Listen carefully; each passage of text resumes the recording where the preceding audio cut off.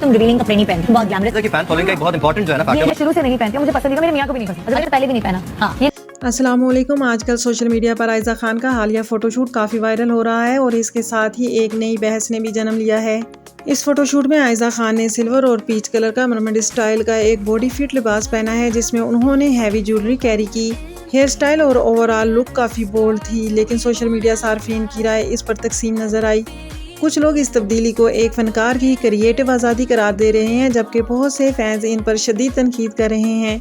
कुछ लोगों को ये मुनफरिद लगा और काफ़ी ज़्यादा तादाद में लोगों ने नापसंदीदगी का इजहार किया। फैंस का कहना है कि आयजा खान ने हमेशा नफीस और शाइस्ता इमेज रखी है और यही इनकी पहचान है, इसी वजह से लोग इनके फ़ैन बने और इन्हें पसंद करते हैं। इनके मुताबिक ये अंदाज इनकी पिछली शख्सियत से बिल्कुल मुख्तलिफ है, इसी वजह से लोगों ने मायूसी का इजहार किया। कोई भी स्टाइल अपनाना किसी भी फनकार का हक हुआ करता है और इन्हें वक्त के साथ साथ स्टाइल और इमेज को बदलना पड़ता है, ये एक नॉर्मल चीज़ है और हर आर्टिस्ट अपने कैरियर में मुख्तलिफ तजर्बात करता है। यहाँ सवाल ये पैदा होता है कि क्या आर्टिस्ट को अपनी शिनाख्त को बरकरार रखना चाहिए या फिर इसे वक्त के साथ साथ मुकम्मल आज़ादी होनी चाहिए। नॉर्मल तब्दीली हर फनकार का सफ़र का हिस्सा होती है।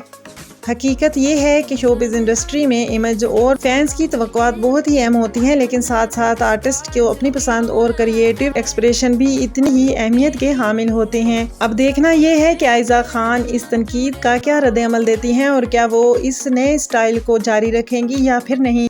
दरअसल लोगों की तनकीद सिर्फ इन तक ही महदूद नहीं रही, बल्कि इन्होंने इनके ज़ाती मामलात को हत्ता कि इनके शोहर को भी इस बहस का हिस्सा बना लिया, जो कि एक हसास और ज़ाती पहलू था। आप अपनी कीमती राय का इज़हार कमेंट सेक्शन में लाजमी कीजिएगा।